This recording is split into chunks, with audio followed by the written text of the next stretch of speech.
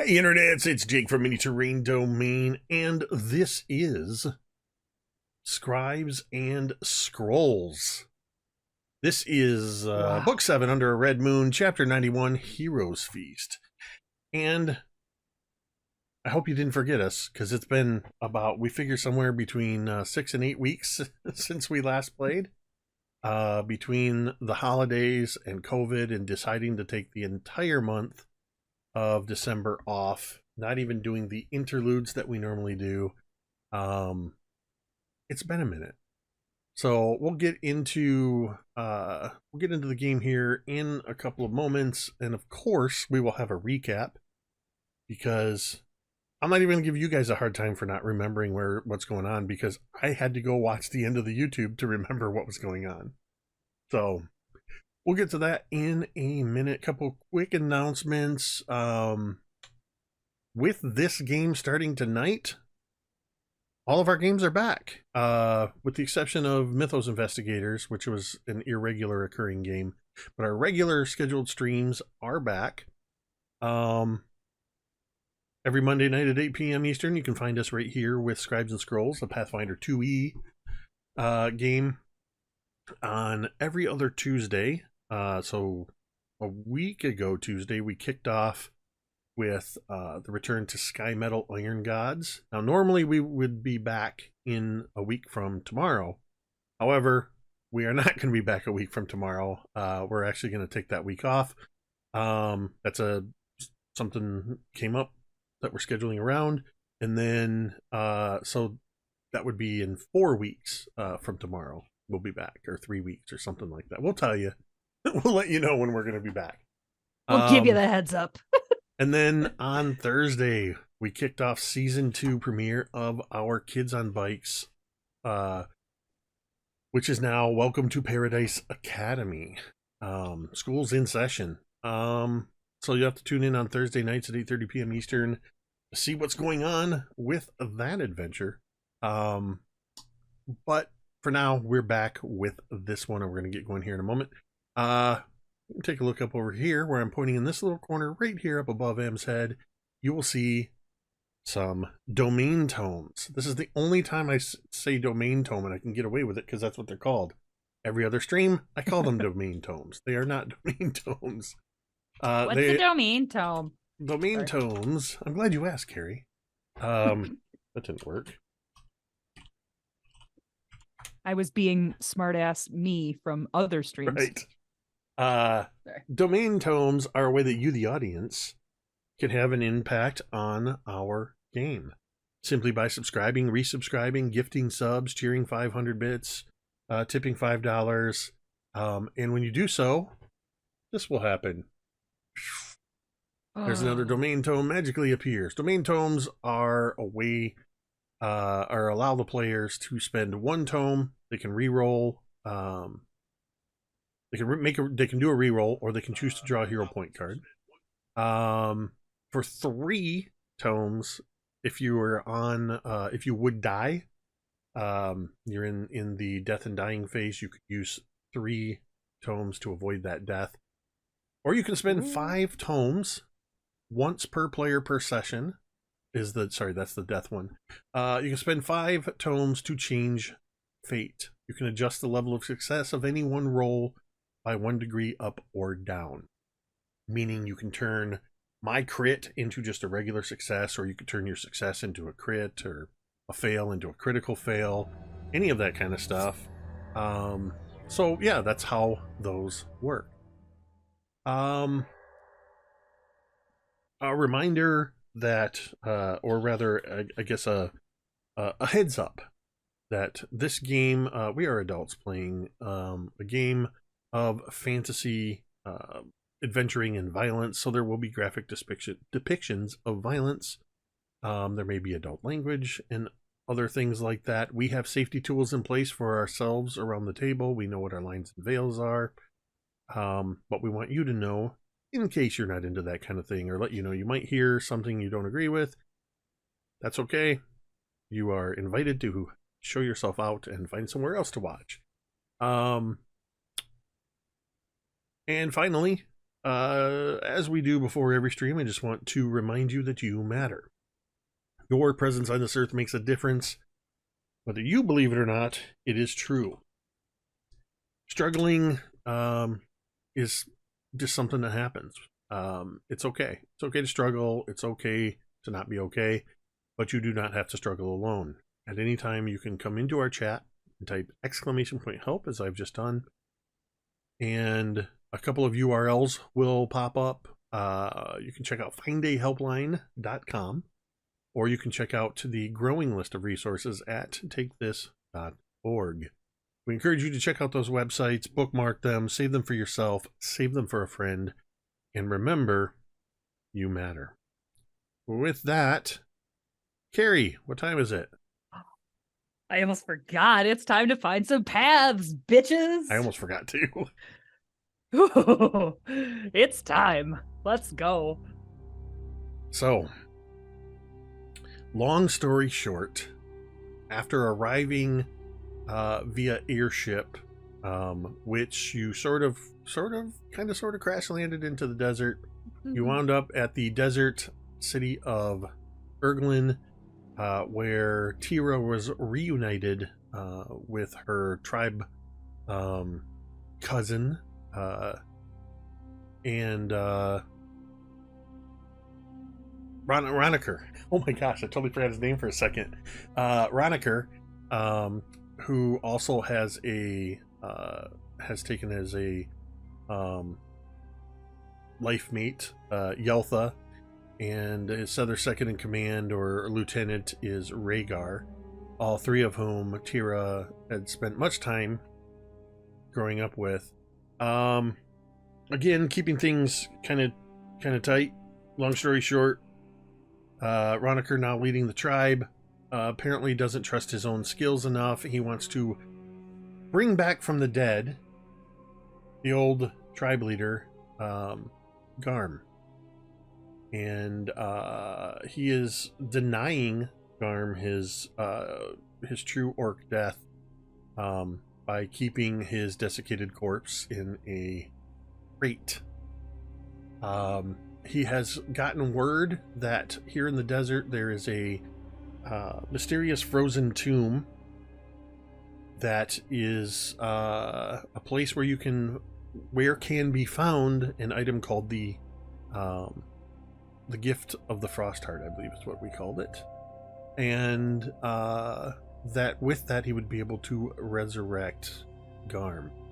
Yeltha beseeched you to please go get there ahead of him and try to get this thing before he can get hold of it. And you all took off and found this place and went in after the gift of the Frostheart. You began navigating your way through these frozen tunnels. One of the places that you wound up very quickly was a room in which there was a floating hammer above an altar. That to get to it, you found that you had to step across these floating ice sheets. It caused some free treasure to show up. It also caused Marda to almost die. But in the end, you made your way over there, and this was the part I forgot to double check on, but wasn't it Cain that wound up sacrificing his hand? Teera, maybe selfishly, maybe not, said a boy should have his father's hammer. Because the Warhammer had runes on it in which you recognized things like Frostheart and Keled and Durked, your father's name. He had to sacrifice his hand in order to claim this hammer, which had a severed hand on it. You continued to make your way through, at which point, somewhere around there, Flip and Kalindra joined you with the information that things seem to be moving at a different pace outside of the tomb. Let's see. From there, you went down a couple flights of stairs And this is this is where we left off. You found yourself in the Hall of Bone and Ice, a room in which there was a giant broken feast table with rotten food. You could hear, though you could not see anything, you could hear the sounds of what sounded like several bodies creaking, hanging from ropes on the rafters. You saw tapestries around the room that seemed to depict each of your lives. But each one also had within it hidden implications.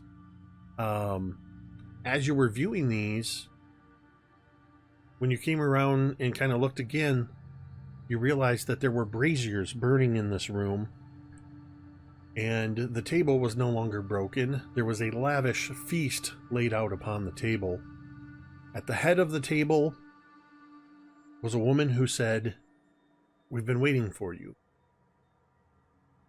It was Petra, Marda's sister. Seated to Petra's left is Togo, Oh, shit. the turtle who disappeared, or rather was petrified long ago.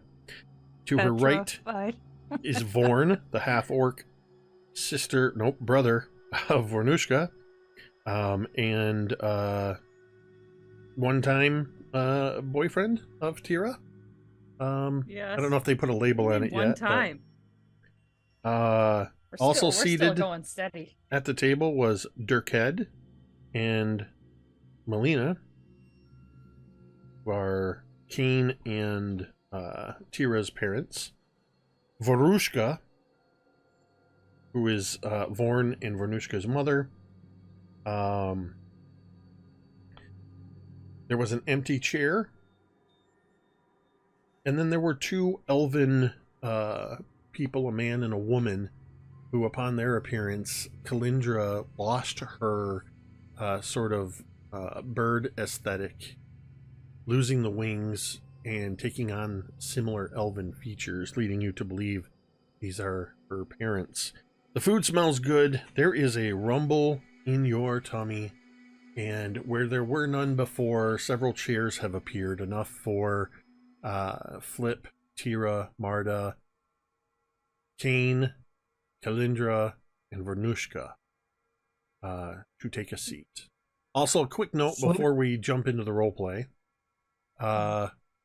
It's worth noting that Ricky, due to scheduling conflicts, reluctantly had to bow out. So for the time being, I will be playing Vornush'ka. Oh, good.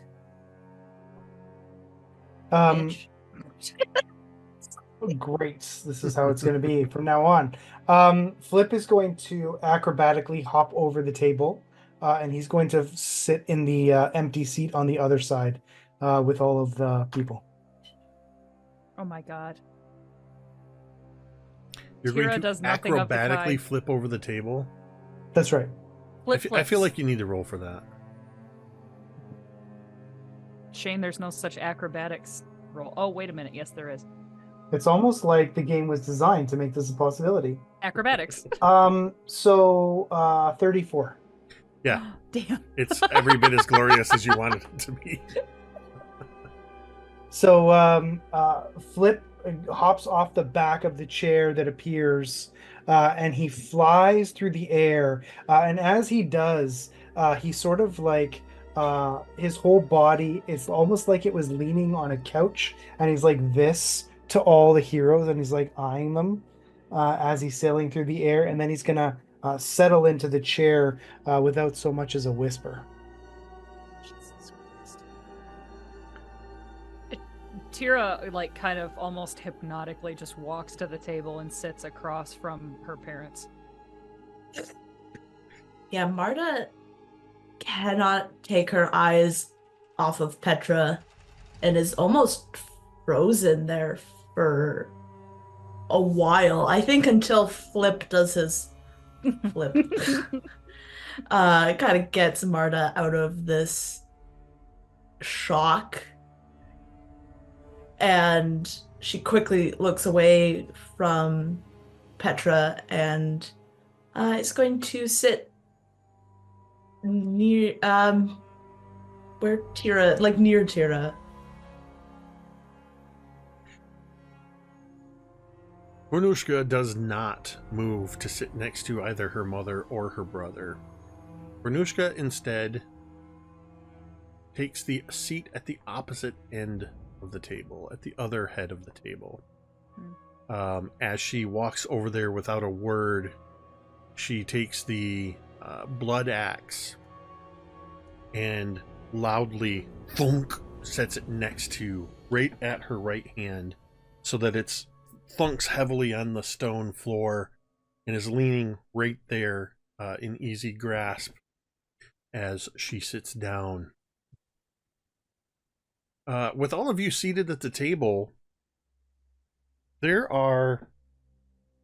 is a lavish spread, and it smells absolutely delicious. There's a variety of foods that, as you look around, you notice that there are things that you would consider to be your favorite foods. Maybe some things that you haven't even had since childhood.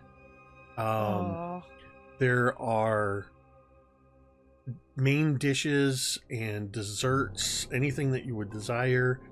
And it seems, looking around, that each person has similar yet unique dishes. It seems like everybody has at least one dish that is probably their favorite dish. Is it safe to say that Kane sat near me or no? Oh yeah. Just check. I think that I'm gonna make a roll for Kane. Okay. I'm not entirely sure. Well, yeah. You can't sit with us. I was gonna do a will check. I was doing a will check just to see if he would have the if he would try to keep his distance or not, and I rolled a 7. So he's absolutely going to it's weird because as you're all taking these chairs, and Teera, you see over by your parents, did you sit between mom and dad or on mom's side, dad's across side? from them. Okay, you're like, crossed. She wants to see. She wants to look Okay. at them and watch them and see them. So where there is no chair right next to you, you see Okay. Kane sort of, he walks up and stands next to you, reaches back and pulls the chair up and sits down. Like just suddenly there's a chair and he sits down right next to you. Wow. Okay. This chair, Okay. or this table rather, seems to have just enough chairs to fit everybody. And this includes the one empty chair that is still at the table. Teera, what actually, Flip, you were the first one to flip in on the scene. What is the favorite food of Flip's that is before him? It's 5-fingered pie. What is that? It's a pie made with 5 fingers, no thumbs.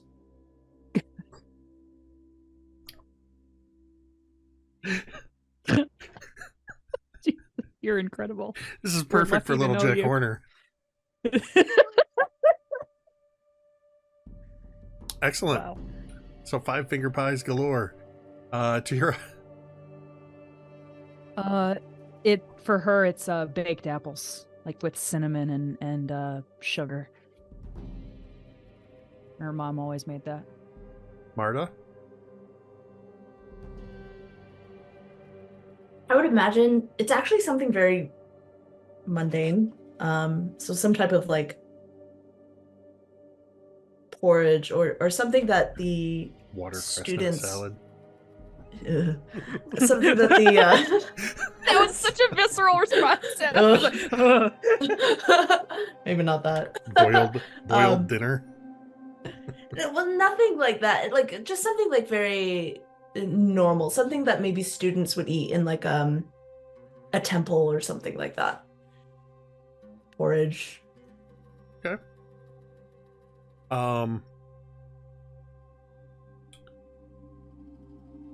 Kane has before him You see at first glance what looks like a pretty standard meat and potatoes type serving. There's a big serving of roast meat on the plate, couple of potatoes cut in half, some kind of greens, probably like green beans or whatever. And you realize, Teera, that this is the kind of food that your mother would make whenever Dirkhead came back from a successful hunt. This is probably venison or elk or something like that. Vornush'ka has before her a massive plate of fire cooked ribs that you cannot be certain whether they are from an animal or a humanoid. They are just a very large rack of ribs. In front of you all, there are mugs. There are pitchers of ale. In fact, in front of each of you is a mug already filled full of frothy beer. And again, your stomachs almost involuntarily are rumbling as Marda looks at, or sorry, not Marda, Petra looks at all of you and says, "Well, don't let me hold you up. You appear to be very hungry. Everybody dig in." I look at Marda real quick. I'm like, am I seeing things, or does she look a hell of a lot like you? Marda is not looking at Petra. Well, that would make sense. That is my sister. Did Teera know you had a sister? I don't think so. Sister? I don't recall Marda ever talking to Ever any of you mentioning about having a her. sister. Trying to remember what Cari knows and what Teera knows. You have a sister? I had a sister. Have, right? She's right there, right? It would appear so. Yes. You can see like Marda's like pale. Like Marda, like even when we have been faced with like plenty of other horrors, like Marda's stayed like pretty calm. Mm. She is like shaking as she lifts the spoon to her mouth. Seeing how uncomfortable Marda is, Teera would very subtly like slide her foot under a leg of Marda's chair and then just like scooch her closer and then like also dig into the food in front of her. I mean, next to you, Kane is sort of stealing glances across the table at Dirkhead and Melina as he's pulled out the knife. He's cutting at the meat and I imagine I'm kind of like we're stealing glances at each other as well, and like same, like he and I are both sort of doing the same pattern at each other and then them and then each other and then them. And specifically Dirkhead, like Teera knows that Melina was alive, but didn't know about him. everybody else that's been seated at the table seems to be digging into the food. Vornush'ka makes some comment as in between bites, just something to the effect of, well, I hope nobody farted on the fire while these were being cooked. We'll call back Ricky, he's alive. Flip, are you digging into your five-finger pies? Oh yeah. I would like everybody to roll a d4 for me, please. It's almost like we're playing an RPG here or something. We need dice for this game. I got a 4. Well, I got a 2. I also got a 2. Okay. Then I need to roll for Kane. Kane got a I 1. also rolled a 16 on a d20, which I'm using for my next d20 roll, in case anybody's wondering. You're fucking loading them up now. All right, so who got a 4? Me. As you are eating and drinking, you feel a sense of strength. Like you can feel the food making you stronger. You Oh yeah. have a D6 that you can use to add to any roll that you want. Protein. It can be used Awesome. only once, but you can add this D6 to any roll. It could be damage, it could be an attack roll, whatever. Wow. Saving throw. Hell Who yeah. rolled a 3? That Nobody. was It was Vornush'ka. 2 twos. Vornush'ka, as she's digging in, you just see her. You know how when you either yourself or somebody is eating something and they're like, "Oh, this is good. Oh man, this is like really good." Like every bite seems to be better. This is Vornush'ka. Vornush'ka seems to. You can almost see the color returning, and Vornush'ka is going to gain 2d10 temporary hit points. Jesus. This food is great. So that's 5 temp HP for Vornush'ka. So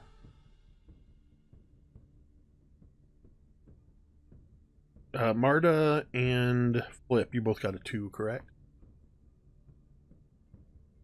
You definitely feel the healing effects of this food, and it seems to not just be filling your belly and making you feel warm and satiated, but it seems to bolster your resolve. Your not your resolve, your constitution, your fortitude. For the next 24 hours, you each have a +2 circumstance bonus to all fortitude rolls. Oh. And finally, Kane rolled a 1. Pain pukes. Oh. Kane also feels stronger. And Kane, for the next 24 hours, has a +2 circumstance bonus to all strength checks. Oh my god. This is not a trap. Probably. Awesome. I see nothing wrong with this situation we're in. I would also like each of you to make a it's been a while since we played. What was perception in this game? Well, perception. Derp. Perception. It's just in a different. Sorry, I was thinking of investigation is the thing that we don't have a direct correlation to. Yes, so just roll a perception check, everyone. 28. 26. 16. I guess I have to roll for the others. And I don't have Vornush'ka's character sheet. I need Ricky to give that to me. So I'll just use some base stats. Say that's going to be probably at least a 25. And then for Kane, that is a 22. So Teera and Flip and Vornush'ka. Vornush'ka, you notice as she's eating, tearing meat off of the bone, that she's starting to look around almost like a dog guarding its food. But you realize as she's looking around, she's sort of leaning back a little bit, and she's kind of halfway into tearing meat from the bone as she's looking around the table. Flip and Teera, that's when you notice that all of the other guests, as they've been joining you, you notice that as they take drinks and as they're eating, Nobody's actually drinking anything, and nobody's actually putting food in their mouth. They're pantomiming. Oh God. Oh God. Oh no! Who could have imagined this happening? Shit! I mean, you see as they like bring the fork up to their mouth, and then they don't even pretend to put it in their mouth. They just bring the fork up, and then it just goes. It's almost like animatronics. Like if you're having tea time with a 3-year-old. Yeah. But none of them seem So to like good. even be pretending to react to the food. None of them are interacting with any of you other than to look at you. What do you do? Teera puts her food down and like stands up, like, and just kind of like really looks close at them. Like kind of like leans across the table and is like trying to look closer. As you stand up and you start leaning in and looking closer, you see that you can just faintly make out the outline of the chair behind them, through them, that they are sitting in. They don't seem to be fully solid.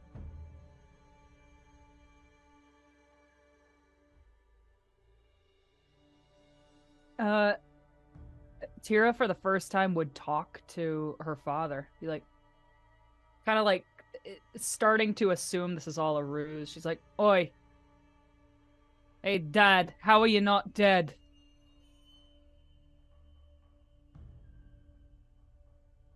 It takes a moment for Dirkhead to react to you speaking, and you hear very subtly from the head of the table where Petra is, you hear and Dirkhead suddenly goes, "I'm sorry, what was that, dear?" Does he sound more?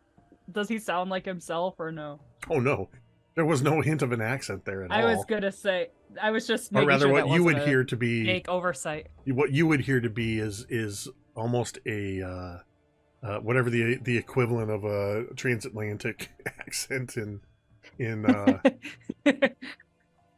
Just sit down and enjoy your DeLorean. food. We're all having a nice time here. Is there something wrong, dear? So Teera stands up straight and she looks down at. What the fuck? Teera would stand up straight and be like, "Oi, what is this?" And look down at Petra, as Petra, who I don't know if she's real or not, but seems to be like the mistress of ceremonies, question mark. Is something not to your liking? Is the food not good? What is this? They're not them. Why show us this performance? Oh, I'm sorry. These guests were not brought here by me. You Well, brought who them. then? You brought them. I look at Kane, confused, and Marda too. Marda, you're not entirely sure what's going on because you haven't yet noticed the discrepancies. And I will make a note, just because it came up very clearly that Dirkhead was not speaking with the accent he should have. I am not doing Petra's accent because I cannot do that accent and I don't want to butcher it. You do it so wonderfully. Let's assume that the accent I'm doing for Petra, she sounds like she's supposed to sound. Just wanted to clear that That's up. a good disclaimer. Okay. Yes. Because that Just is, so you know, she that is does one sound accent French. I know that I can't do, and I definitely don't bust it out in front of my Canadian friends. Let me I know it's only Yeah. been like a That's day since we talked about our quest, but it feels like much longer. Didn't our original quest have something to do with like the stream of souls and souls not going to where they're supposed to, and now there's a bunch of dead people here hanging out? Because obviously your parents are dead, and My clearly, parents aren't dead. My mother's alive. well, I don't know about my father. maybe she's undead, soul, something. No, I don't she's know. alive. She's alive. All right, well then, pretend I didn't say anything. Fucking Teera. Speaking of people we know and love, Flip, where are yours? Huh? Which people belong to you? Those two, I think, are meant for me and my brother. Flip is gonna look down at the chair, and he's gonna look to the people on the left, and he's gonna look to the people on the right. Um, Teera, I thought the symbolism was clear, but clearly I leapt over your head. Um, yeah, yeah. Are you with me now, or should I explain it further? All of a sudden, a look of like heartbreak, like as Teera kind of realizes maybe Flip doesn't have anybody, and it's like she sort of realizes all of a sudden, and she doesn't say anymore, and she just kind of doesn't make eye contact with you. Then Flip. And so Flip is gonna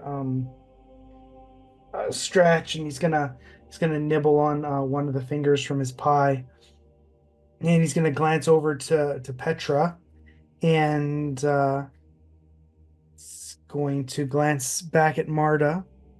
He's gonna glance back at Petra and then glance back at Marda. Feels like if you talked more, you would feel lighter. But that's for a session on another day. And then he's gonna glance back to Petra. Um, and he's gonna whip open his book, and he's gonna say, um, so you seem to be somehow the ringleader of this circus. So what's the deal? What's the story? Obviously, these people summon these apparitions here somehow.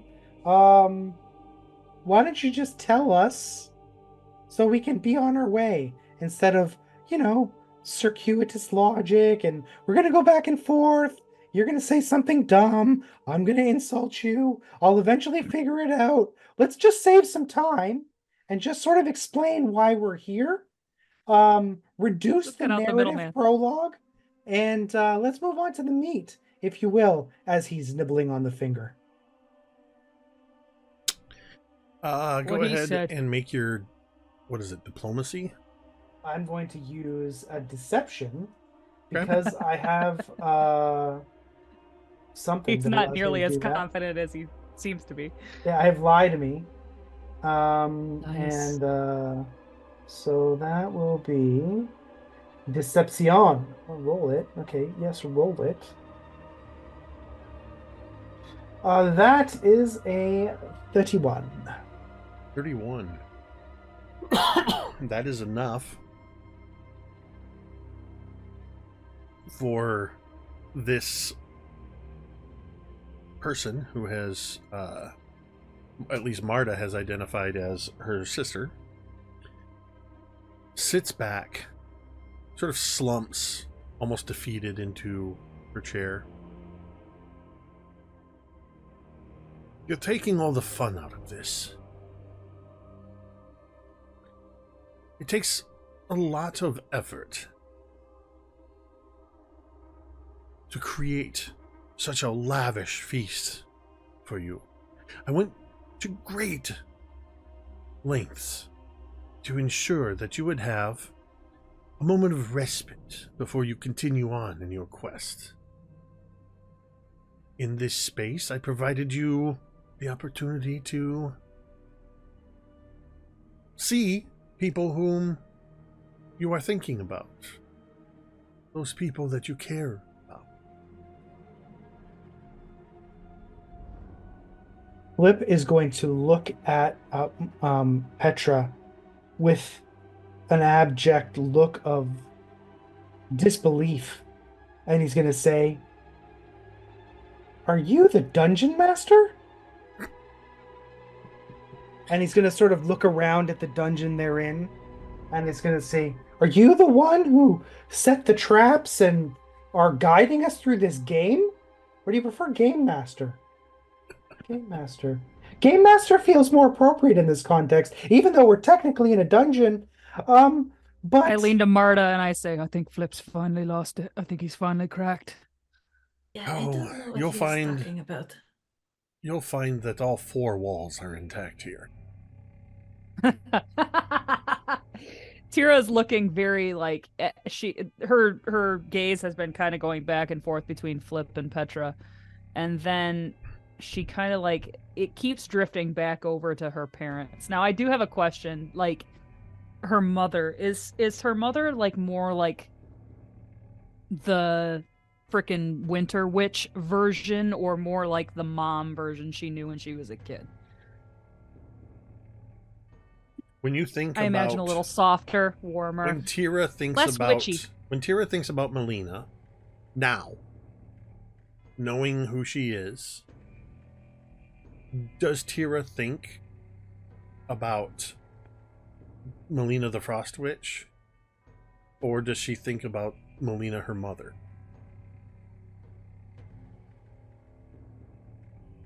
As much as Teera wants to remember her as her mother, it's almost in Tira's mind like two different people. Like she's very aware that it's the same person, but like for her to be able to cope, it's kind of she thinks about Melina the Frost Witch more than the other, I would think. So She can't help herself. to answer your question, then I will say it this way: it seems that Dirkhead and Melina are being manifested by both you and Kane. So I will say cinematically, as you're sort of realizing this, we kind of see you looking across the table at your mother, and you're seeing the mother who raised you and who looked after you and made you food, gave you cocoa when you came in from the cold, who made the baked apple treat that you love so much. But as the camera slowly moves and passes behind you, as it comes over on the other side, we see Melina the Frost Witch, cold breath exhaling with every exhale, skin so pale it's almost blue, fingertips blackened with frostbite.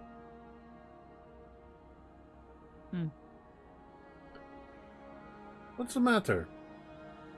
You see something you don't agree with? Is this Petra? Yes. And Teera would just kind of be like looking down at the table and be like, if you're in control of this, take him away. I don't want to see him anymore. This isn't making anything better. This isn't happy for us. If they were here, if they were really here, it'd be happy, but this is not. She leans forward, puts her elbows on the table and steeples her fingers.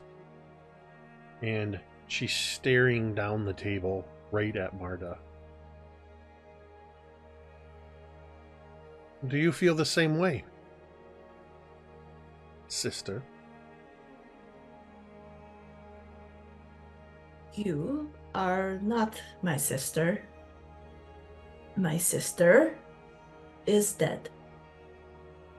And I do not think if we did ever see each other, it would not be like this.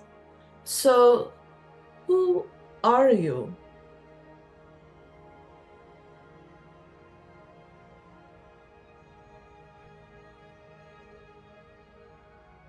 I may not be your sister, as you remember.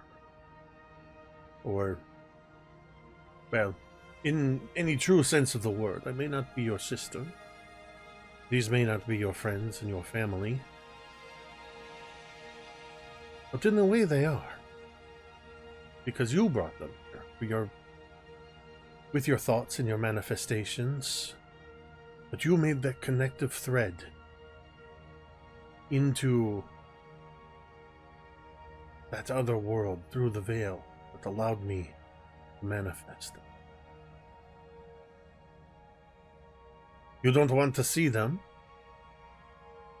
Fine. And with a dismissive wave, The braziers in the corner go out. The room is immediately plunged into that cold blue light. The heat and warmth just disappears. You once again hear that of bodies swinging from the rafters. Except now, you see all of your loved ones hanging from ropes. Oh, Hands tied behind their backs, feet tied. oof. The food before you is spoiled and frozen. If you had food currently in your mouth, it has turned to ash.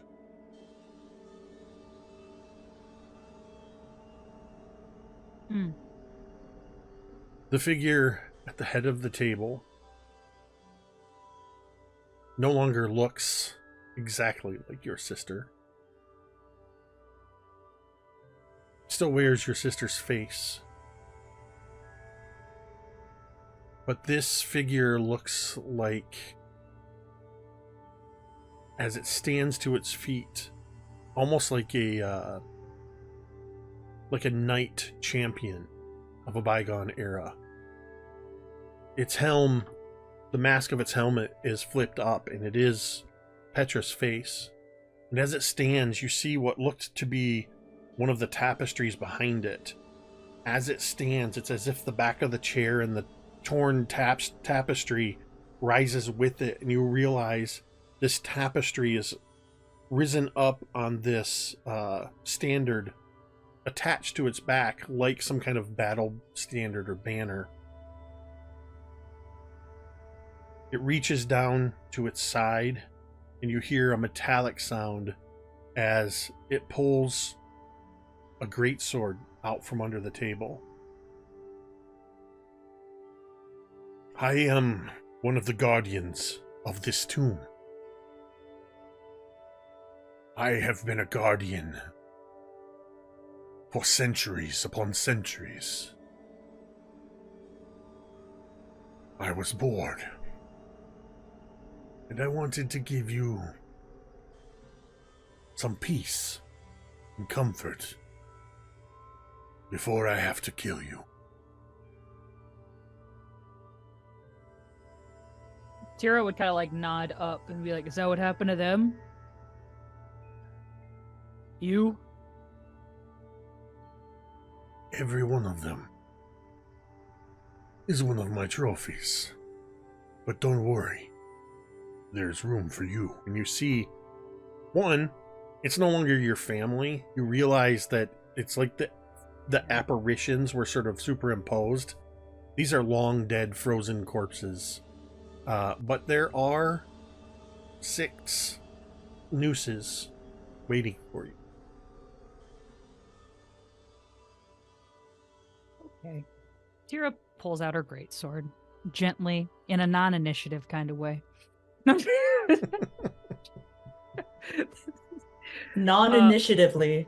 Yeah, in a very non-initiating I want to manner. draw my sword in a Teera way that pulls out her doesn't instigate a greatsword. fight. Be like, I would nod over at Kane, and Kane has the hammer right from the other room and a new hand. Yep. Cool. I would be like, I don't suppose there's any kind of way that we have a family discount here or something. You know, the gift of the frost heart and all, that was ours. I don't suppose we can like show you. Then Flip. just pass. Once she's done speaking, Flip is going to sing a song.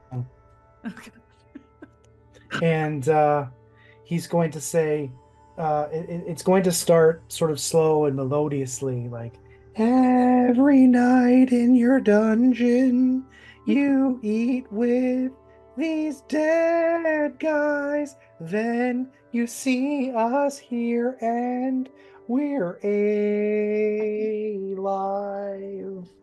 I can see the difference, why Here, you'd torch. want to hang out with us But, my friend, you made one mistake. That was your fascination with this song that I'm telling you now. Tell you why? It's because I'm doing it. I'm pulling it from my ass, and you didn't notice the dragon behind you.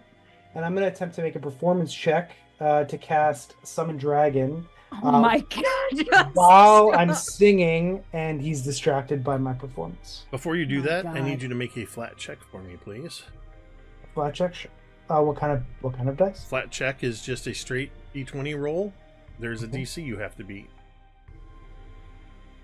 I'm So proud of going you. to use a tome and re-roll that. I'm assuming if. Oh, yep. Oh, wait. What is that? What is my die roll there? Hang on. Sorry. I don't know what I rolled. Sorry, just let me clear that. I don't understand why that did that. I got a 16. As you are attempting Damn. to cast this spell, you feel as if Mhm. something is attempting to block you from casting your magic, but you're able to push through it. And your spell goes off. What a Great. stud. We are so lucky to have you as a friend. Oh, what does the dragon look like? Is there really a dragon? Is that a thing? Yeah, it's a flame drake. Oh my god. Conveniently, because this guy's like in an icy prison, so it felt right. How big is this thing, though? If Pokemon has taught me anything, Uh, this will be I very think- effective. I think flame drakes are large. You're asking me questions now, Jake. I don't fucking know how to play this game. You're doing fine. Keep going. Large. Yep. Because the room you are in...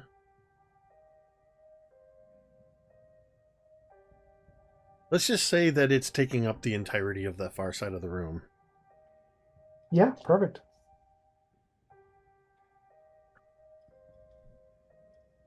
So with the summoning of this creature, this will kick off A surprise initiative. round.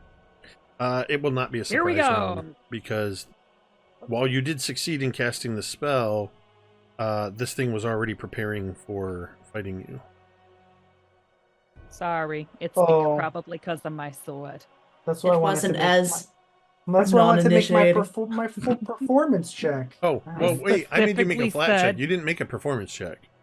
Well, no, that's because I have an ability that allows me to cast while I'm performing, and then they have to make a perception check versus my performance to see if they noticed that I was casting a spell. Okay, well, let's do that part. We skipped over that when I was looking at Okay, the Great. the flat Sorry, check that's was what I wanted to do. the flat check was purely to make sure you To could see if I even could cast cast. the spell because something is trying to stop you.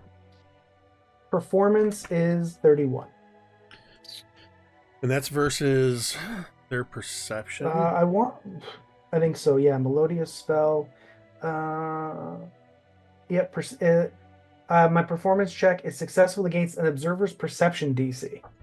And you rolled a 31, you said? Yeah. They had a 29 DC, so that beats them. So Oh yeah. in that case, Way to go, Flip! all of you would see this flame drake. This is I picture this very much like at the end of Rogue One when Vader's at the end of the Dark Hall and suddenly he lights his lightsaber. As this drake appears in this darkened end of the room, which seems extra dark because the braziers just went out. All of a sudden there's just this, it starts as two embers where the eyes are. And then you see what looks like another brazier, but it's actually the drake opening its mouth and sort of that in its throat, the embers that are burning as it sort of steps forward and is beginning to be illuminated So it hasn't yet Cool. noticed that. Cool. This whole time I've been vamping because I've lost my stat blocks for Keen's hammer. So I have to try to find that. Let's go ahead and roll initiative, and that will give you all a surprise round. Oh, nice. Everybody gets a surprise round? I forget how surprise works in this game. I think only Flip gets it. So he essentially would get to go like twice, sort of. Like he goes, initiative goes, so he gets like one extra turn, essentially. I think.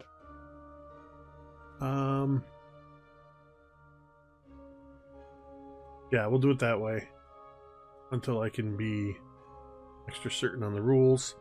All right, let me grab my card here. Everybody go ahead and roll initiative. They're all in the chat. Okay. You're prepared polys today. And Marda and Teera and While Jake is doing his thing, check us out on teespring.com. We have all kinds of brand new t-shirts for our Paradise game. We have awesome t-shirts for all of your fantasy TTRPGs that have different classes on them. We got the MTD logo and so many more. You can get them on hoodies, t-shirts, tank tops, even some coffee mugs. Check it out, teespring.com. Just search Mini Terrain Domain. fantastic. Let's see, 31 was to Teera.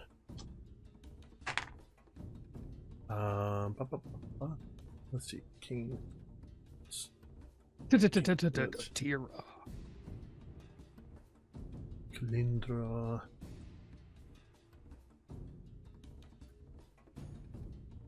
Oh, I forgot Kalindra's with us. Psh, this dude's a joke. And Vornush'ka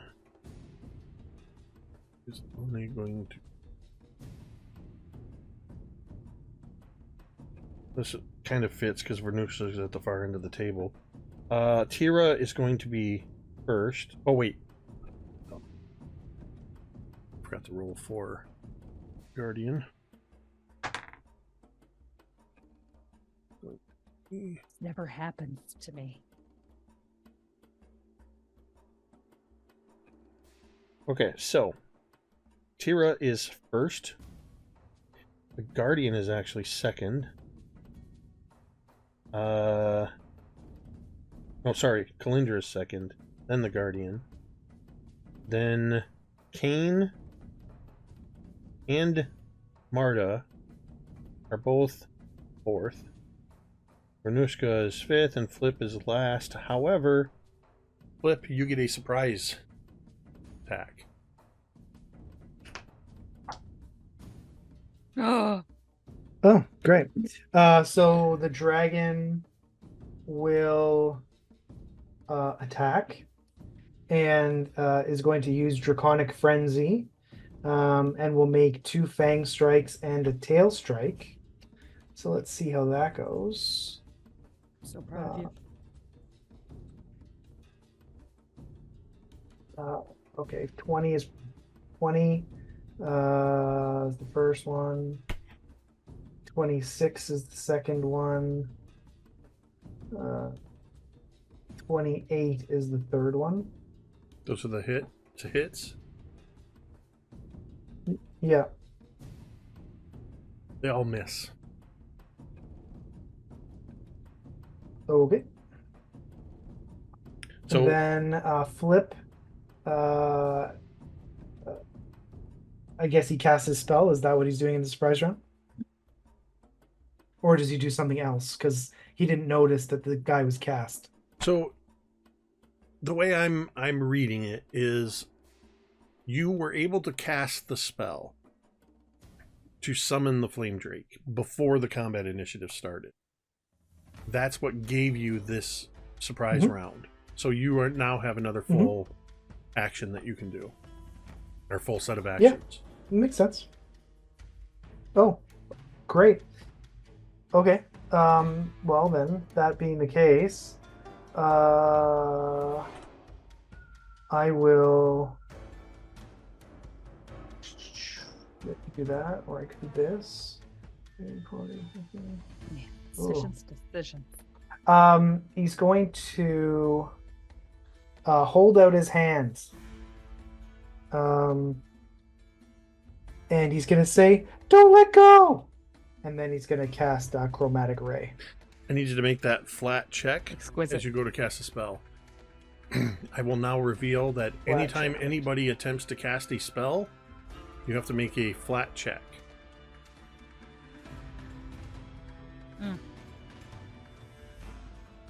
It's really a bitch for all of Teera's spells. 11? Your spell, you just can't seem to find the words. You Okay. failed the DC check and the spell. You don't lose the spell. Sorry, I was going to say spell slot, but we don't have slots. You don't lose the spell. You can't get whatever it's like you've almost forgotten how to cast the spell Okay. in that moment. You do lose the action, though you don't lose the spell. Okay.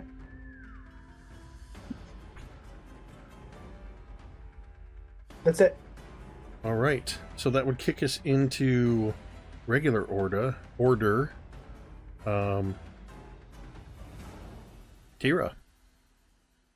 Hell yeah. So, Teera would run up and hit him with her great sword. Is he how far away approximately? Probably like 10 feet to the end of the table Okay. based on where you were sitting. Okay, so I guess I get over there with one action. I'm gonna attack with another. Here I go. That's a nat 20, bitches. That's the way to do it. Oh, wait. Sorry, How did I unplugged my headset. Say that again. I unplugged my I headphones. said, oh, wait. We have a thing for this. It's been so long since we played. Hold on. So you're making a how does this one break up? Are we this- frozen? Or am I just not hearing? Are you frozen? Can you hear me? Jake definitely appears frozen. Can you not hear me? Yeah, I think we're frozen. I can hear you. You can hear me. Yeah. Can you? Okay. Go. Sorry, there you guys are. My bad. No. Okay. There's definitely been some lag spikes because the stream Oh, went wonky too. alrighty. No worries. I was leaning away from the mic. Also. Okay. So anyway, Sorry. Cari. Nat 20 makes a 39 to hit. Well, hold on. I need you to say. Oh. Tell me. Say when. When? So that is a slashing attack. Yeah. Okay. Oh.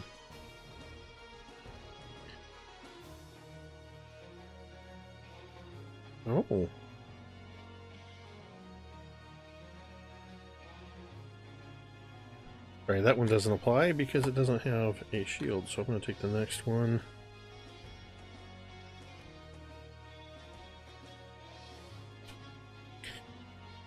You do. The target it's spun around. You come at it and hit it so hard that you basically almost knock it completely around. It is now flat-footed until the end of its next turn, Oh, damn. Okay. which I believe So, is just can a -2 to its AC. Correct. Can I, also, if we had any rogues, it could be sneak attacked. But, can I, am I doing my damage now? Yes. Okay. So it's damage and then double. 16. So, okay. Damage, and it's to 16. So I have cold damage. Does that get doubled too or no? Yeah, all your damage gets doubled. All of it. Okay. So that was 16, 22. I want to use that one magical dice that I got from my protein-packed dinner. Does that get doubled too? Or what do you think? Yeah, you roll that and double it. I will say this though. Okay. Against this creature, you find that your cold damage has no effect, so any cold damage, don't add. Okay. So I forgot to check that. That's okay. 25, 19, so 38 total. Okay. And I did roll a 6 on my cold damage, so damn it. Well, you find That is without the cold. as you hit it, you find that it takes the damage from your sword, except you notice that it just doesn't take that freezing damage. Okay. And I do have one more attack. Okay. Okay, here I go. That's only a 20, dirty 20. Yeah, that's not enough with its even with its flat-footed. Okay.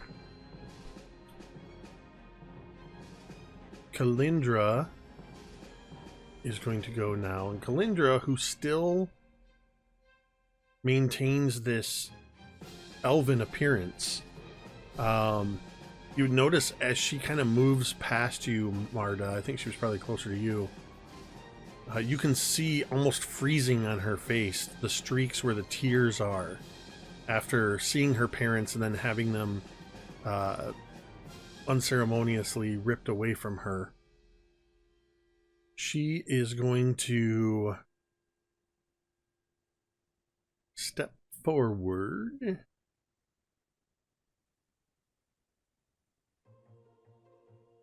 And she is going to... Where the heck is it?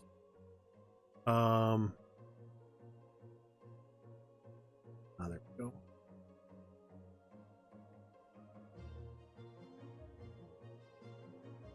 She is going to cast... She steps forward and an arc of lightning leaps out of her hands toward the Guardian. And that is going to be...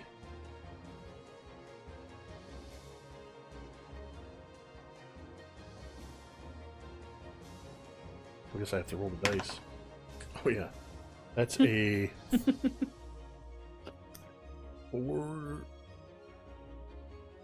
47 to hit. Jesus Christ. Oh.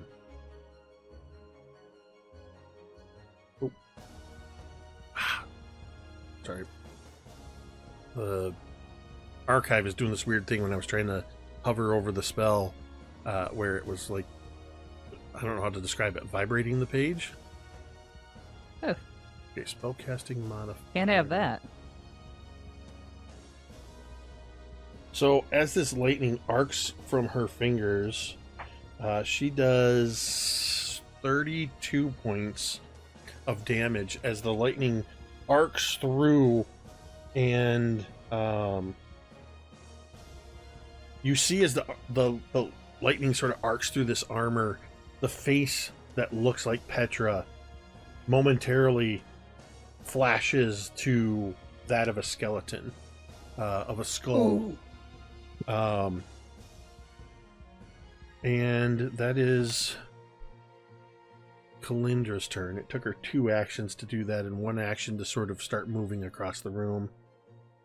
Which means it's the Guardian's turn. The Guardian sort of recovers, lightning still arcing across its armor as it picks up its great sword and looks right at you, Teera, and says, Now it's my turn. And it is going to make an attack at you.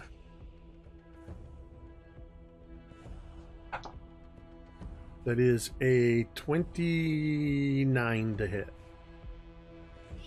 Yes, that hits. So So that's 12. 2, 8. It's 18 plus 2 cold damage. 18 slashing and 2 cold damage. As you see, the Guardian wields a Frost Greatsword. Wow. It is going to...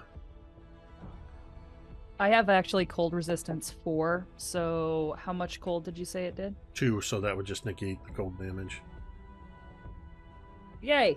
Um, Because I'm winter touched. as it hits you with this,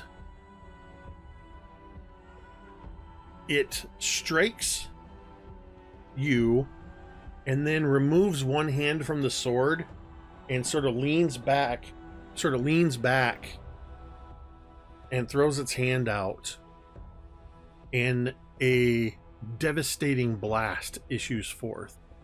I need everybody in the room to make a reflex save.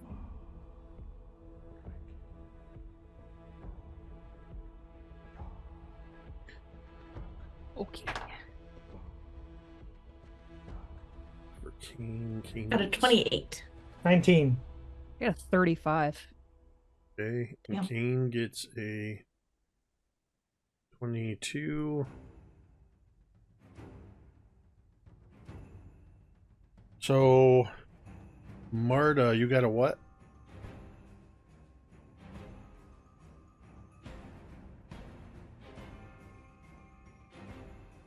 Can you all I hear got me? a 28. Oh, this is fantastic. Remember when we used to have lags? Yes. Yep. We're lagging about 7 or 8 seconds now for some reason.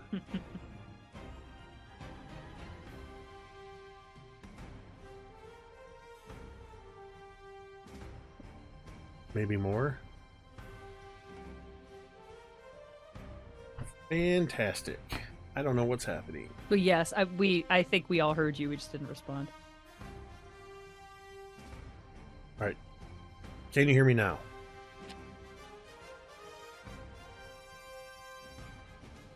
Yes. Yes. 7 seconds.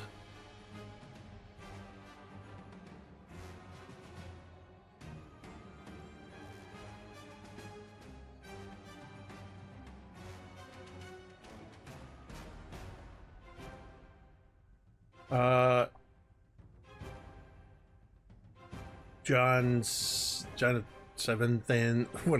Studios. Are you saying the stream's coming through okay? Because I can't even see the stream on my end. If you all are able to hear us, we're going to go The ahead. stream is like clear and smooth. We're going to go ahead and take a break. The stream may go offline while I try to fix some things, and then we will return to see what this devastating blast does. So let's do that. Oh god. Give me a second, because I can't even control the music.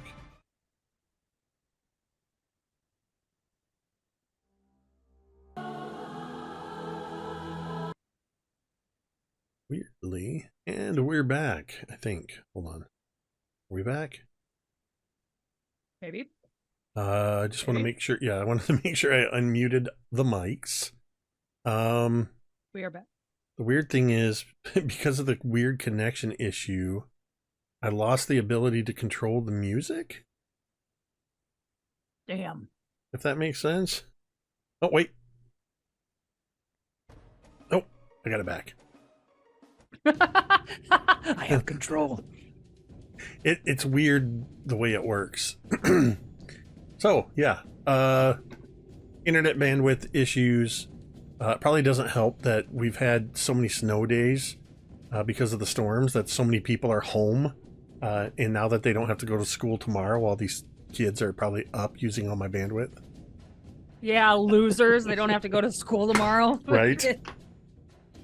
Okay, so I was in the middle of telling you what happened with this devastating blast. Devastating on the blast. plus side, the whole time I was trying to find the hammer stats, while I was troubleshooting, I picked up the book and opened right to the page. So I did find the stats for Kane. Destiny. So, Teera,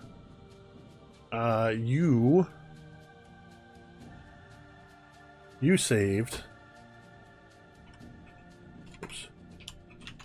Because you had a 30 something, right? 37. Flip, you rolled fairly low, I believe. And Marda, you had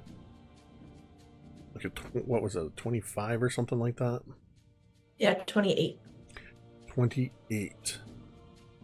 Mhm. Yeah, you're gonna hate this. Oh no. Let me find it. Oh god. This The is like DC telling a kid before the they get a DC shot, like it's gonna hurt. The DC is 29. That's why I said you're gonna hate this. Oh. No. So I need. I read that wrong, but that's fine. So those of you in the blast area that failed your save are going to take 4, 12, 22, 31, Stop rolling. 42, 46 points of cold damage as the Grave Knight holds its hands out and just this cone of cold air comes blasting out across all of you. Kane saved. Vornush'ka definitely saved. Kalindra, I don't think Kalindra succeeded. It was a reflex save. PC 29. Kalindra's reflex is...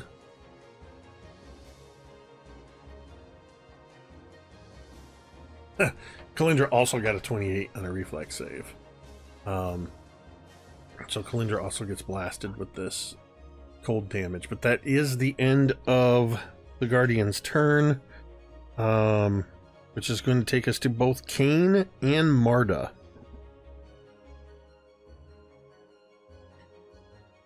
Cool. Marda, what would you like to do? Okay. Can Marta get a clear line of sight, approximately maybe a 30-foot line for reasons? Absolutely. That Right is down. clear except at this guy? The Guardian is right at the head of the table. Teera came in from the side. There's a flame drake behind it. Kane is starting to move in, but hasn't quite got there yet. So basically, looking right down the table at this Guardian, you'd be able to shoot a 30-foot line. Perfect. That is... So Marta Are you casting a stands spell? and... Yes. I need you to make a DC. That's all Marta can do. I need you to make a flat check before you cast the spell. We don't expect you to go up and just start hitting. Can you imagine Marta just like whips out this greatsword and just like If Runs Marta down pulls the out a melee weapon to attack, you guys know you're screwed. 17. No. You are able to push through whatever force is attempting to stop you from casting your magic. Hell yeah, So you Marta. can- Hell Hit yeah. him. Immediately you see the table begin to shake as Marta places both of her hands down onto this table, and from her hands erupt these tendrils of these blood-soaked roots that begin to just move forward from Marta's hands, climbing through all of this rotten food, weaving their way down all the way to the end, and are going to immediately jump and hit this Guardian square in the chest and radiating out just absolutely restraining him with these roots. What is this spell? Life draining roots. Aptly named. Basic reflex, I think, is the save. Yeah, basic reflex save. Okay.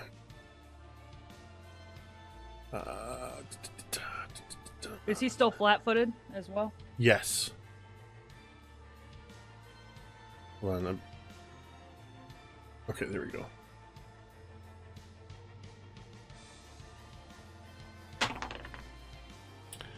That is a 27. Ooh. How many can I get you to do to not? If you spend, Is I that think a it was thing? like if you spend 3 5, to make it if you not a spend success 5 anymore. No, you spend 5, and you can move the success level down 1. So you can turn, if that's a regular success, you can turn it into a regular fail for 5 tomes. Yeah, because you just hit my DC, which is 27. Yeah, so it'll cost you 5 tomes and So I'm turn gonna that do into it. a fail. Do it. Yeah, because that is going to be 32 points That's of worth it. damage. Okay, I will remove the.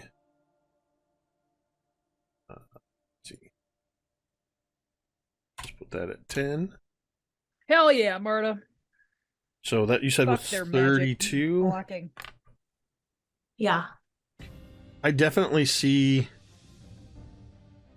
the way you described it. It's one of those where the roots are sort of moving along, the camera is at that low POV moving across the table, and you can see on either side of the lens the roots crawling, and then they hit, and as they're constricting, you start to hear and see on its armor where it's like king, king, king, like it's starting to crease the armor. Ooh. This guardian is looking very worse for the wear. As well, do you have anything else you're gonna do? Nope. Moved. Roots. That's it. So around the same time these roots are moving, if we're using that same POV shot, sort of out of focus in the background of the shot, we can see Kane starting to move into action as he holds aloft this new hammer, and he is going to rush forward to attack.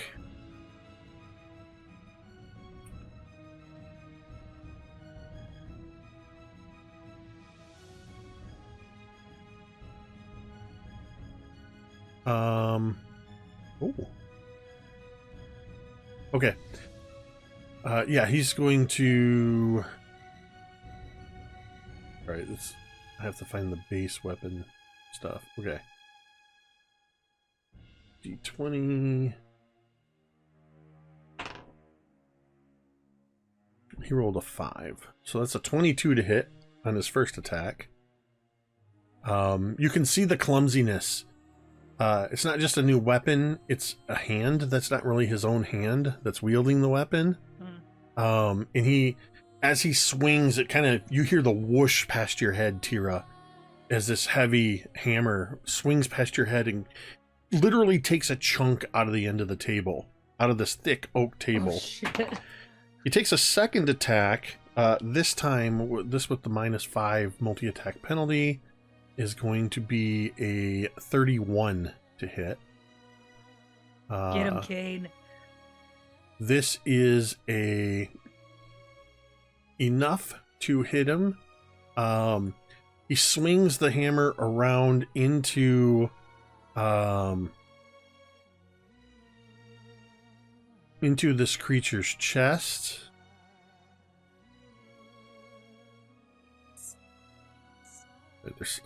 Oh, there it is. Sorry. Those roots kind of like pulse around the hammer just a Oh, little. it's on a crit that it does that. Okay. So that is going to be...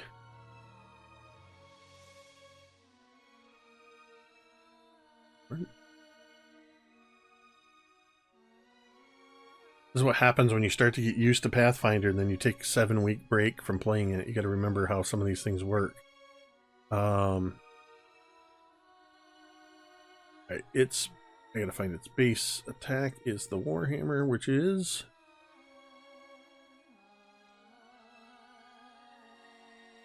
Ah, there we go. I've got it. Somebody roll me a d20, please, while I roll this damage. I got it. 5.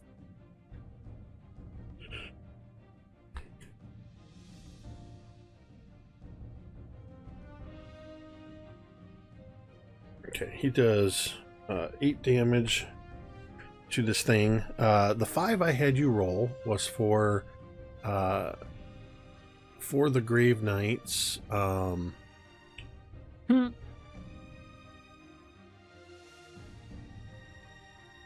What's the stat called? Will. Its will is 18, and that makes it a 23, which is not enough. Kill him. As the hammer strikes this creature, you see, as it dents its chest, there's this sort of reverberation of celestial light that seems to kind of flow through the room, and the Grave Knight immediately, almost straining against Marda's roots, in reaction to being hit, takes a step back, drops to one knee, flips its sword down, point down, and takes a knee before Kane. Looking up, you see half the face looks to be this skeletal knight, but the other half still looks like it's holding the visage of Petra. And you hear a mixture of this creature's voice and your sister's voice say, Blessed Reformer.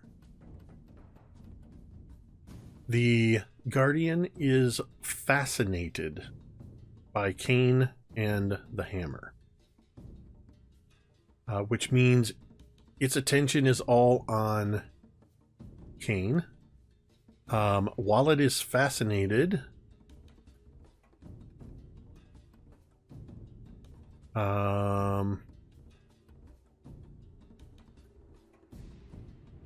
it has a -2 status penalty to perception and skill checks. It can't concentrate.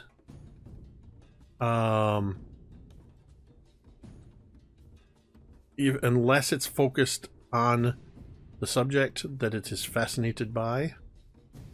Basically, all of its attention is on Kane now. It's almost like a compelled duel kind of a thing. But it also has a -2 on all of its stats. Which now takes us to Flip. Get him, Flip. It's your chance. So Flip is going to heroically jump on top of the table. And he's going to make sure that everybody in the area sees him.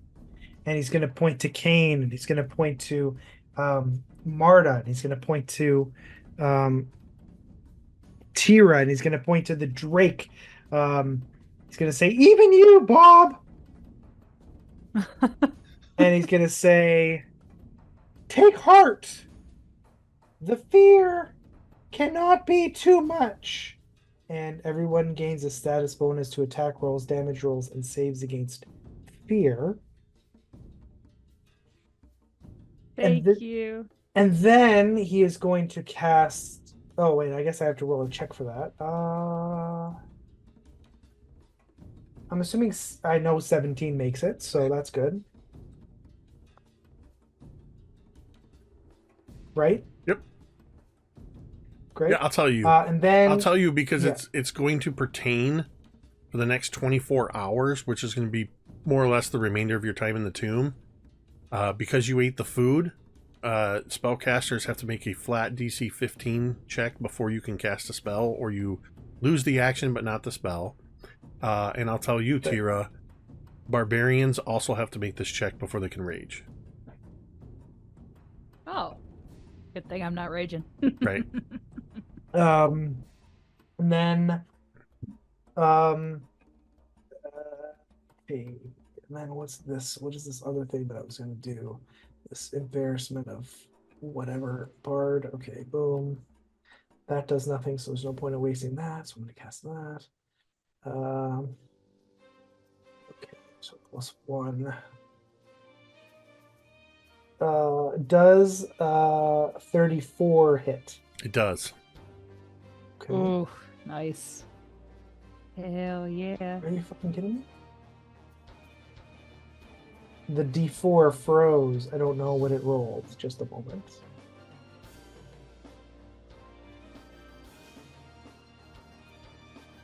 When I'm rolling with physical dice, I tell you the dice never stop in midair.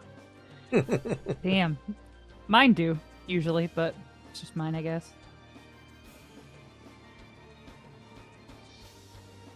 Okay, so it's a 3. Perfect. So that will tell me what I need to do, and I'm feeling good about this. I'm feeling like I like myself.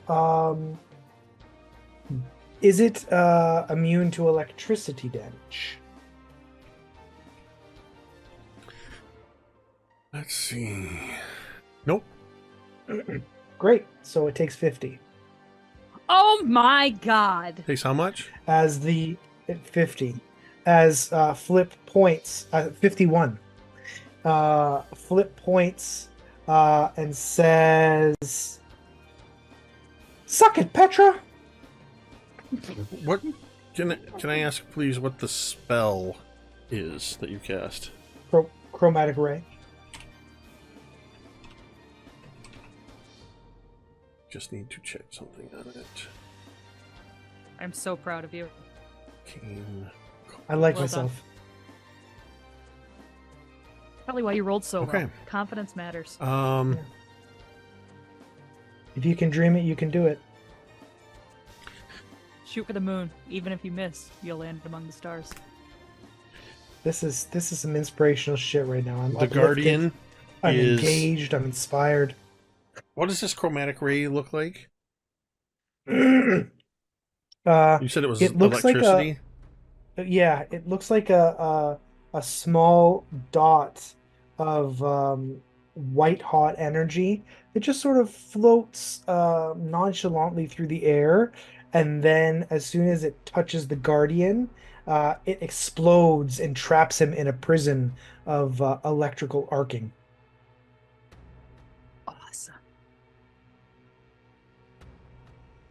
You see this electrical energy arcing all over this creature's,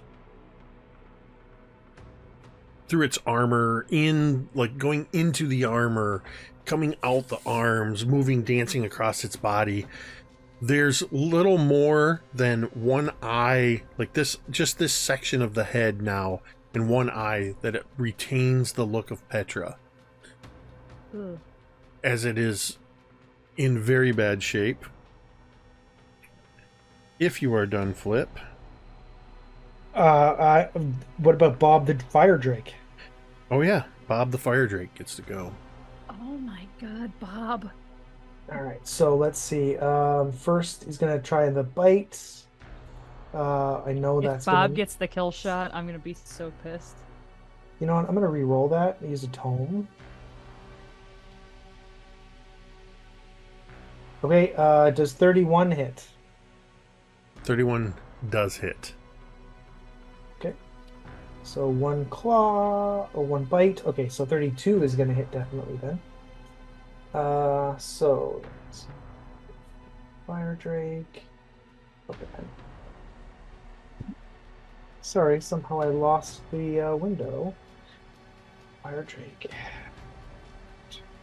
This is embarrassing. Nobody Get him. look at me. Okay, so that's 10. Uh, I'm just gonna do average to make my life easier, if that's okay.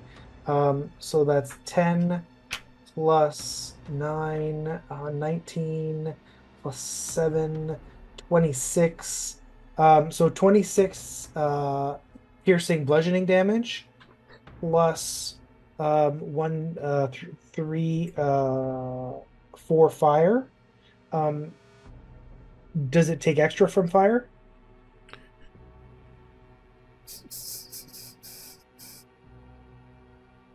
It does not have vulnerabilities.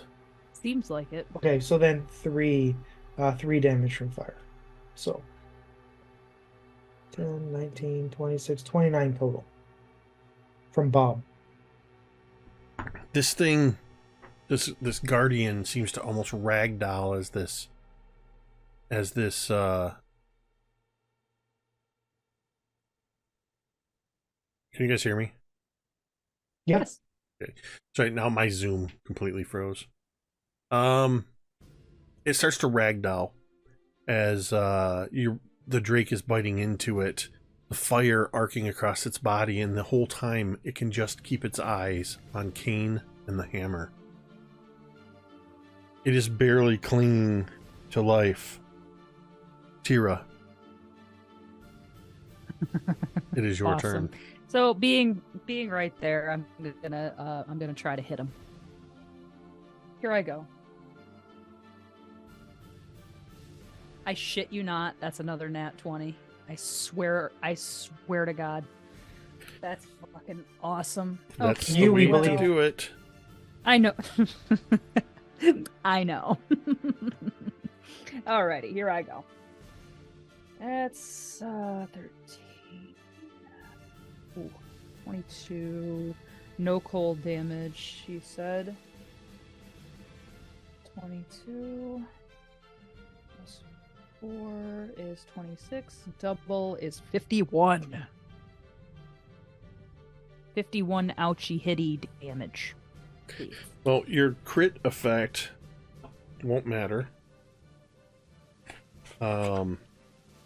Because it would be enfeebled 3 from the attack. However, what does it look like when you destroy this guardian, Teera? I imagine I see it like kneeling before Cain, and I just kind of like think about how it sort of like knowingly or not kind of manipulated us by showing us our loved ones, and Teera, without raging, somehow appears to be raging and just fucking lops his head off. The head, as you sever the head, the body collapses, but the head stays hovering. Huh. Any semblance to to Petra is completely gone. It is an empty skull inside the helm. It turns its empty sockets to you, Teera, and shifts slightly to look at Cain and back at you. If I had to die as guardian of this tomb, it is my honor to be slain by the Frost Hearts. And then you hear the clattering sound of the helm and the head falling to the floor at your feet. And you? Teera kind of like slumps and just baps Cain on the chest and be like, "Way to go, Frostcut." And then she like sits down. Flip is going to go walk over to Bob. He's going to pat Bob on the claw, and he's going to start speaking to Bob in Draconic. Say, Bob, thanks again for your help. You're a lifesaver. And Bob is going to reply quickly, "Yes, I know."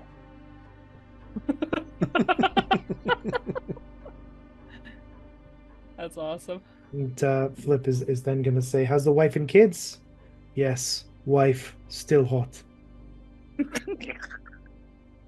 Or she's a fire drake. Of course she is. And they're just gonna have a little chat until they high five and Bob disappears. "Till next time, pal." "Yes, great." Bitchin'. That's awesome. And Teera would look at like Cleandra. Is that her name? Kalindra. Calindra. Kalindra she is seem like on she's her okay? knees, looking up at two of the unrecognizable bodies, staring up at them with wide eyes, and you just see tears streaming down her face. Teera would walk over to her and like kind of brutishly, like physically, like push her head, like so. I was like, "Don't look at him."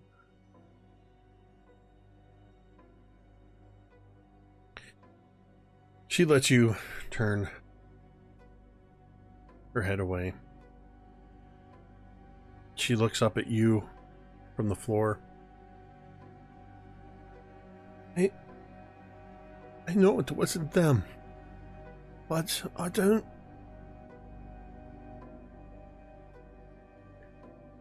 didn't think I would ever see them again.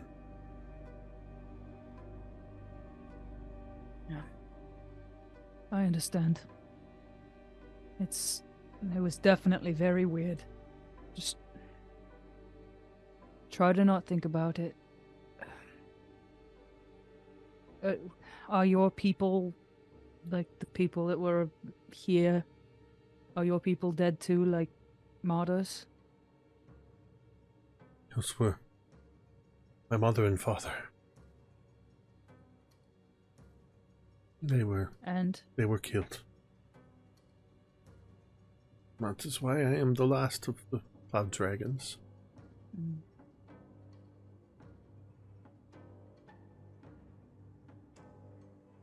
I'm sorry.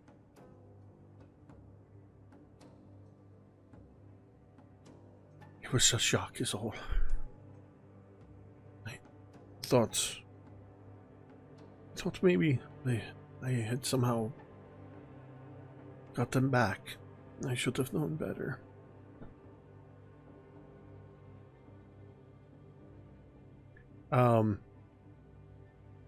You hear Keen say, "Hey,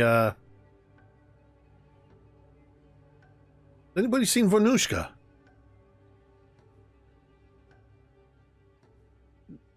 Teera looks around. Vornush'ka is nowhere to be found. Fuck! At the end of the table where Vornush'ka was sitting, the blood axe is leaning against the table.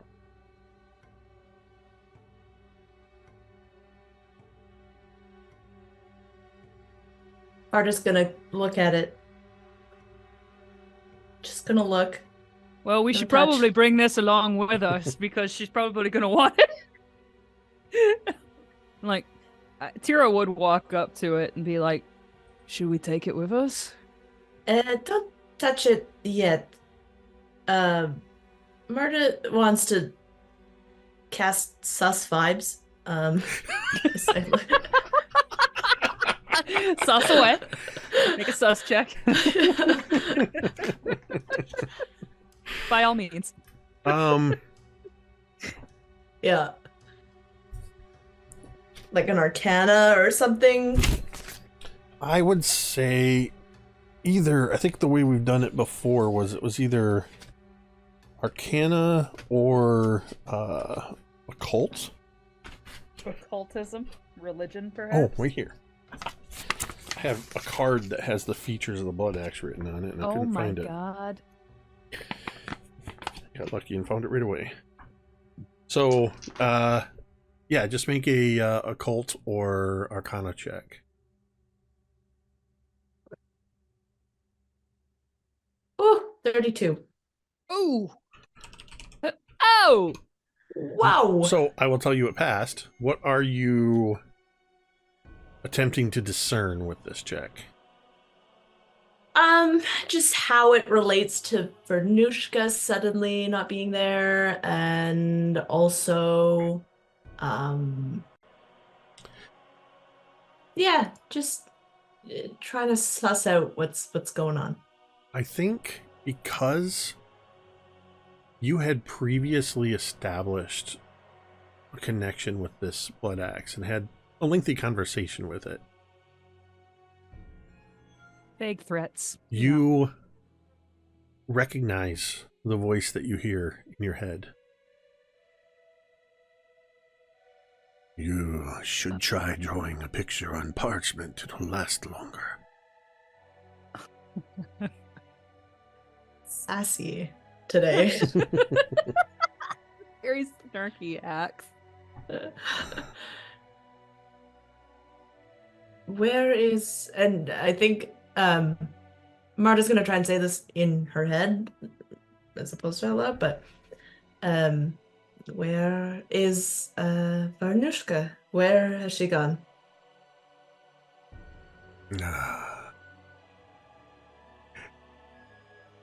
I took advantage of Vornush'ka's distraction. While she was eyeing the memories of her mother and her brother, she let her defenses down. Now, she is mine. What did you roll on your check? It was a 30 something? 30 something. 32. Behind this voice in your head, you hear another voice. Distant. And it has that sort of that sound effect where it sounds like it's in reverse, but coming in as it says, you hear, "I would rip you apart from the inside." You hear Vornush'ka calling from behind. Cool. And it's enough for you to realize that the blood axe has completely absorbed Vornush'ka's soul, and apparently in the process eliminating her body, or doing who knows what with her body, but Vornush'ka has been absorbed into the blood axe. And now what are you going to do now that you have just lost your carrier? Your bearer. I will have a new bearer. We could just leave you. You can try.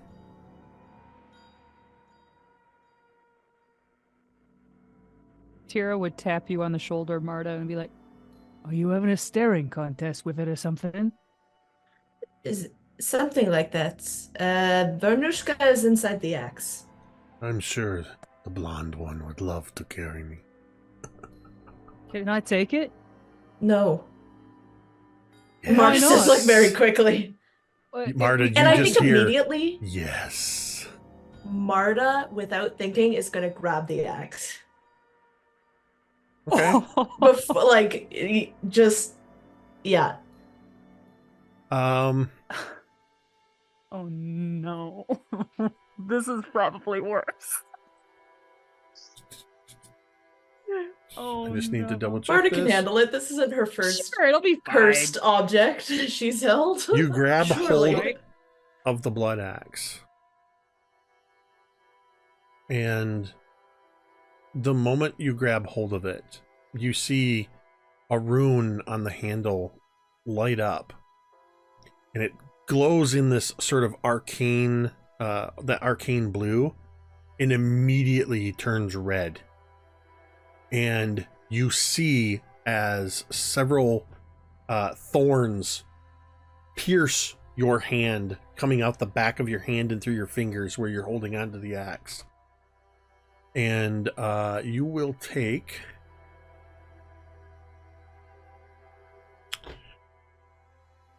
You will take 3 piercing damage and 4 persistent bleed damage. Oh, gross.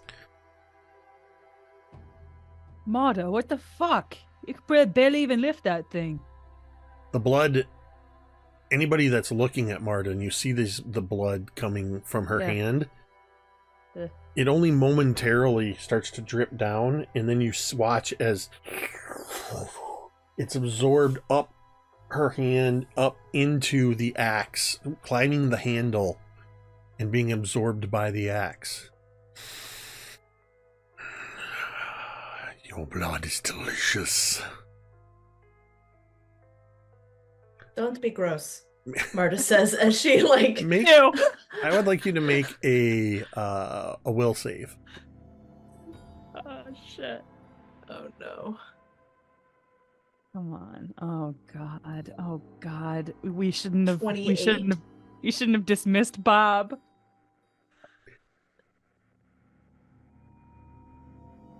Oh, no. As you hold on to, you, at this point, you almost can't let go of it as these thorns are piercing through your hand. With that 28, you feel yourself able to push back against the axe. The axe is going to... What's your AC? 24. Got a 22. As you're holding it, That's what you get for that close one it earlier. looks to you all as if Marda suddenly picks up this massive heavy axe with one hand.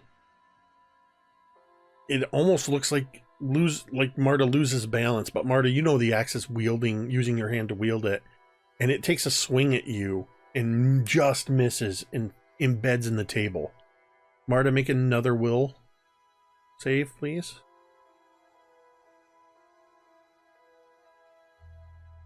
$31. You feel yourself push against the axe again. This time,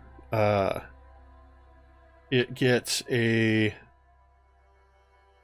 -5 would be 14. Is a 19. No, that's not right. Oh, hold on. 31. Sorry, a 31 to hit. That's a hit? Yep. Mm-hmm. The axe doesn't so much strike you as it lifts up and just rests itself against the side of your face and press in and slice, and you take 9 points of slashing damage. At this point, can Teera see Marta wrestling with this fucking Well, yeah, you weapon? can absolutely see that. I want to grab onto the handle of it too and like move it away, kind of away from her body.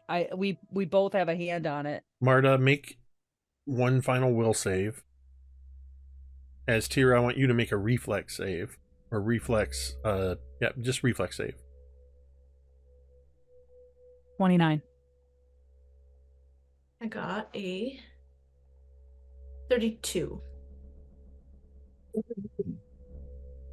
Good combo, buddy. At I the bet you same listen. moment that Teera grabs hold and pushes it away from you, Marda, you succeed in subduing the blood axe. You know this Hell yeah, because you way to feel be, that final push and the thorns in your hand. You feel the pain as they withdraw from your hand, but it doesn't stop the blood axe from lapping up any additional blood that is continuing to come out of your hand. You will need to address this hand because it is persistent bleed damage. But as Teera is sort of holding it, and you're still holding it, In your head, the blood axe says, "Fine. You have what it takes to bear me. But know that you are bearing Vornush'ka as well. And tell the other one if she doesn't let go, I will make her bleed." Marda, are you okay? Holy Yeah. shit, you ran. I'm fine. It's alright. You can let go. What if it, like, jumps up at your face again? It won't. You all Like, see... Teera takes her hand off. You all see, as you remove your hand, the blood axe reduces in size Oh! to be... It's a blood hatchet now! It's still a blood little axe, but it's not a hatchet. But it's basically the handle shortens and the head shrinks down, basically so that it's proportionally sized for you, Marda. That is precious. Oh. Marda just... She takes it and she's going to store it away somewhere. So, in case anybody is counting at home, something happened to Teera, which we can't talk about, in the dam area. You know, some dance with the devil. Oh. Some might say, infusing her Oh, soul. I haven't with forgotten about that. Yeah. Marda is now sort of literally attached at the hip to a cursed blood axe, which bears the soul of a former member of our party, and may have claimed the life of its mother. And then there's Flip. It's about the size of it.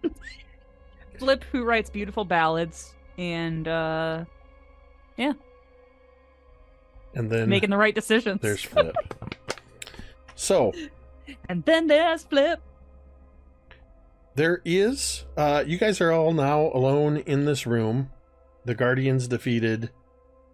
Everything is as you first saw it, with the broken table and the rotting feast.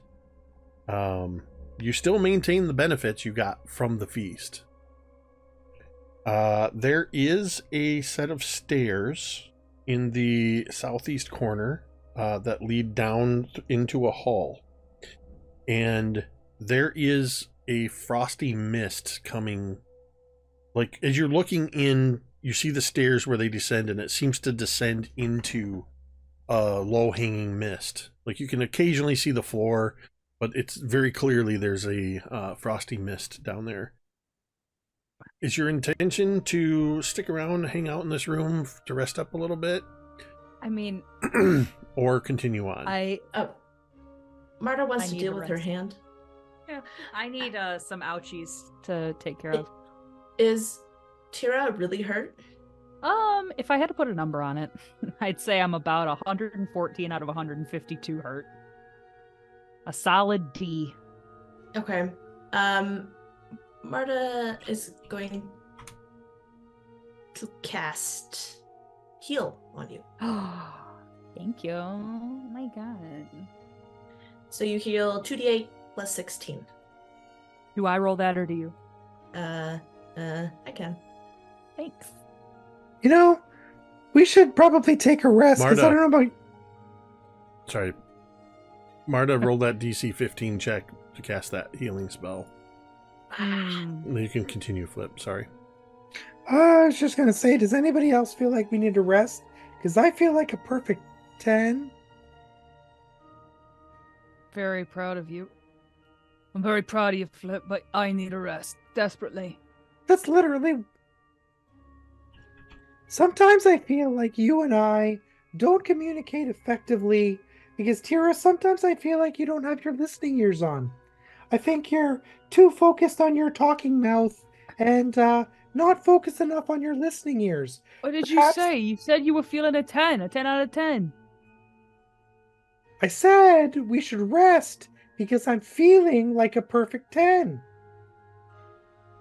Well, do you what? Do you Look, what, if you don't get it, it's okay. I get it. Do you? Yes. Okay. Teera clearly does not. Explain it to me. Well, I don't have time for this. Right. I No, just you gotta... need to rest. You need to rest. And I need to rest. Marda just absorbed the soul of our former ally. Don't want to call her a friend, but good old Hamhawks has now been sucked in by the blood axe, apparently. And great. This is good. I don't mind taking some time here. Don't forget, you have healer's tools, which allows you to treat wounds, which is a 10-minute activity with a DC that would give you, depending on your success rate, gives you additional healing. If you want to do that. When you say rest, what kind of a rest are you talking about? Isn't there kind of only one kind? There's only one, like, sleep. I typed rest and you said, isn't there only one kind? And the first thing that came up was rest eternal. No, not that kind. No. The rest with the fish. That kind of, the dirt nap kind. Isn't there only sleep or don't sleep in this game? You can choose to spend 8 hours to sleep, which would help with the spellcasters. It would also allow you to regain hit points equal to your Constitution modifier multiplied by your level. I will remind you, Flip, in particular, you are aware that time is moving differently outside of this space, and that you don't know how long 8 hours in here is going to mean on the outside. You know, I feel like I have to remind everyone that time is moving differently here. And I don't know how long 8 hours is going to be on the outside. We may not have time. You know? Well, and I would look at Marda and be like, how many more poofs do you have? I have quite a bit still, but I mean, there is something strange here about my magic. I feel it is being tested every time I cast a spell. That's very weird. And I would look over at Kalindra and I'd be like, how are you feeling? Are you ready to press on? I feel fine.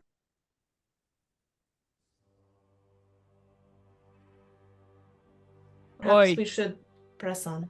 I think it's best we just go if we're all ready. I'm ready. Marta needs to deal with her hand situation. Just a quick... That'd be like a couple minutes probably, right? How much does it take to use those healers kit? I have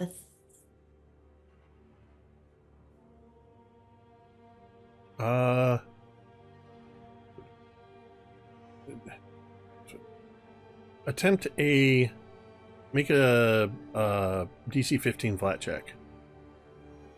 Flat check. No, that's a 4. Because you guys are sort of taking some time, I'm going to go ahead and say that because essentially in combat, at the end of each of your turn, you would attempt that check to end the persistent damage. It's not going to take you long to recover that. We'll say that with everything that's happened in the conversations and everything, you've lost an additional 12 points through the bleeding damage when it stops. Okay. So then if you want to use magic or attempt to treat wounds or anything, you can do that. So for the purposes of the end of our session, we'll say that you guys take about 10-15 minutes to sort of regain composure, treat some basic wounds and gather your resolve before you head deeper down into this frozen tomb. What lies below? We'll find out next week.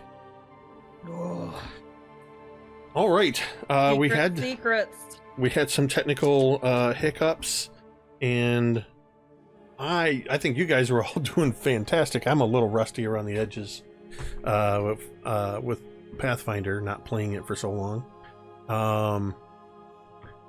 Although I did see, and for anybody interested in Pathfinder, the new Pathfinder core, GM core, and Players core books are out.